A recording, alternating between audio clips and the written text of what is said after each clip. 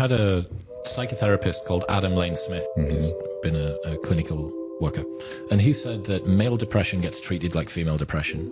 Men are made to feel loved and accepted when all they want to do is feel capable and powerful. Adam said that give a man a purpose and the ability to achieve it, and he will crawl over broken glass with a smile. And I think that feeling capable and powerful and competent and respected and admired is something that will get a man so far. You give a man those things, and he'll deal with suffering until the ends of the earth. We're designed to do that. We're designed to suffer. We're designed to deal with that suffering. But it needs to be in service of something. Yeah. You know, the man that suffers and doesn't have competence, capability, purpose, respect, meaning, admiration, that's a man that's depressed. That's a man who is alone. You could end your life right now, as Mark undoubtedly says. So let that influence everything you say, do, and think. Because life is brief and short, live it as though you were dying. I think Marcus Aurelius is possibly the most enchanting and delightful person who ever lived. You know, we have this belief that complete and full power shades actually. But Marcus is the exception to this maxim. He's not naturally born to a family of reigning monarch. He's picked as a youthful man actually at the same age as Nero, and groomed for strength. And what is the elementary thing he does with the power? He divides it with his brother. Marcus changed not only my life, but also the life of millions of people in the 2,000 years since he lived. So in today's video, I want to present to you some of my treasured and favorite lessons from the one and only philosopher king, Marcus Aurelius. So if you wish to gain some culture about the great principles and ideas that this man lived by, I think this video is for you. 1. Get rid of your anxiety. It takes an enormous quantity of self-awareness to say that you feel sad because of this, or you are feeling stressed because of that. This is something I experienced during the pandemic because I wasn't doing anything. So I wasn't having to see my friends, I wasn't stuck in traffic, I wasn't having to go to an interview. That's why I thought that my anxiety will fade away, that I suddenly had a lot less things to take care of. But this is not true because I realized that the anxiety has nothing to do with all of this. It's actually Mark Sherloss who discusses this in his meditations. He first claims to have escaped anxiety before saying, "No, actually I discarded it." And he did this while writing about the plague, no less. "I discarded it because it was within me." He says, "Oh, I thought I was unhappy, anxious, because of all of these very true things that cause those things in your life, work, and family stuff. And then, when all that gets cut off, you realize that you are the problem." 2. Put people first. My favorite narrative about Marcus occurs during the depths of the Antonine Plague, a terrible pandemic that caused the death of millions of people. Rome's economy is in ruins, people are terminally ill, homeless, dying in the streets, and everyone believes that things will never get better. So, what does Marcus Aurelius do? He enters the imperial palace and starts to mark items for sale. For 2 months, he sells items on the lawn owned by the great emperor. He sells not only couches, but also robes, jewels, and all types of finery possessed by the emperor. He did this to send a message to the world. I'm not going to put myself first. I don't need these wish for things, not when people are battling. He declares, I am going to do the tiniest acts that matter to me. This is comparable to the CEO who accepts a salary cut in a tough economy, the athlete who discusses their contract so the team can add new players, the leader who becomes a martyr by sacrificing things that he loves by putting the needs of the people ahead of their own comfort and needs. This is why I love the story of Marcus Aurelius. 3. Take things slowly. We have the facts and are aware of what has to be done. The challenge is actually carrying it through. Marcus says that we could be good today, but we chose to be tomorrow. We always put it off by saying things like, I'm going to start on the diet. I'm going to start going to the gym. I'm going to start taking responsibilities. But I'm not going to do it today, but tomorrow. The issue is that we don't do it and don't follow through yet. We know how to do it. It is for this reason that the Stoics had the discipline of action.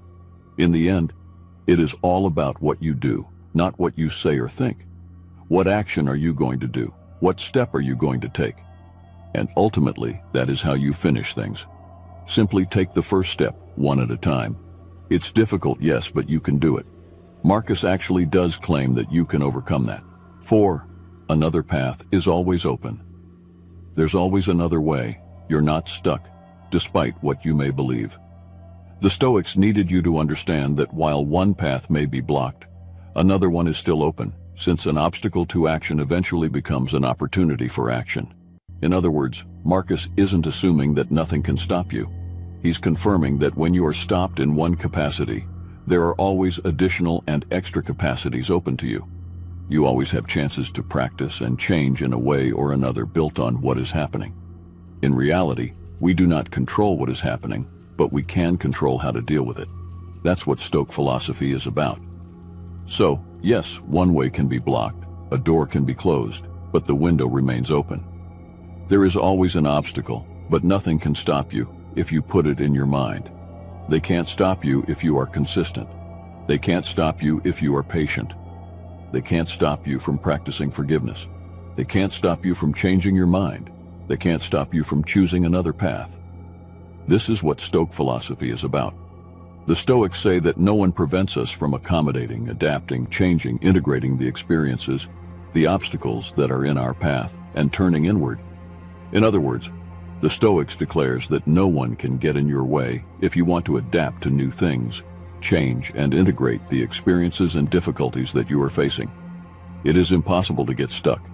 We can always get ourselves out and choose new paths. 5. Don't resent people. Don't hold grudges against individuals, and that is why. Marx opens Meditations with a reflection on how irritating and unpleasant individuals are. So it's unthinkable to read it and not realize he really didn't like people. The concept of the obstacle is how he talks about other people, how they get in our way and present obstacles, but he claims that in those obstacles, there is an opportunity to genuinely put this philosophy into practice, to be useful regardless of additional individuals, to be just when confronted with instances of injustice, to be pleasant in the face of intemperance that's being honored, to be strong when every person is acting foolish and being paid for it. That, while you can use people to be better, do not resent them. 6. Maintain self-control. It's known as self-control. No one else shown interest. You enrolled in it with the intention of learning from it, studying for it, and improving yourself. The goal of all of this is to help you become a greater master of yourself, not to make you patronizing, condescending, or controlling of other people. You must be sure that you are applying this just to yourself when Marcus says to be tolerant with others and severe with yourself. It is called self-discipline for a cause. It is your control over yourself, leaving everyone else and their errors and methods to them. 7. Well begun is half done. Marcus Aurelius had a highly effective morning routine, even though he didn't necessarily want to wake up early. Trust me, this routine is better than yours. Despite having no obligation to do so, he motivated himself to rise early and questioned whether he was meant to laze in bed or fulfill his duties as a human being. He began his day by writing in his journal, a practice he believed made him better. Then he focused on his most crucial task, treating it with great concentration and determination. Marcus Aurelius understood the significance of a well-structured morning routine, which set him up for success and allowed him to seize control of his day from the very start. 8. Ask yourself, is this essential? Is this necessary? Is a question that has to be addressed. Although you as well as I are very active, what percentage of what we are doing is honestly important? While a great deal of what we speak and do may not be essential, Marcus genuinely represent lives. Is this essential? Most of what we do is probably because it's what we consistently do, or because a person asked us to.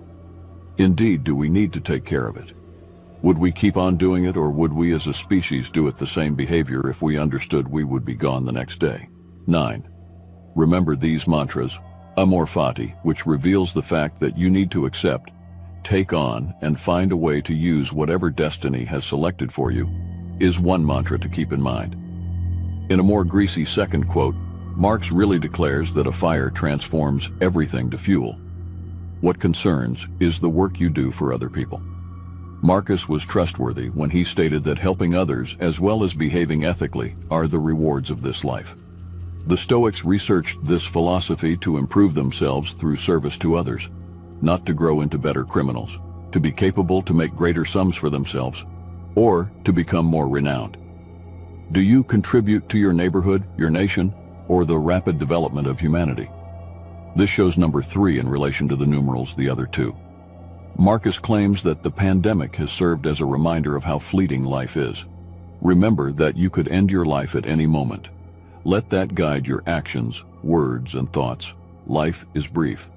These 3 excellent insights from Stone philosophy should be put into practice straight away. Thanks for watching the Stoic Gain. As always, we're looking forward to your support. So please hit the like button, share this video with your friends, and subscribe to the channel to stay updated with everything all Stoics like yourself need to know.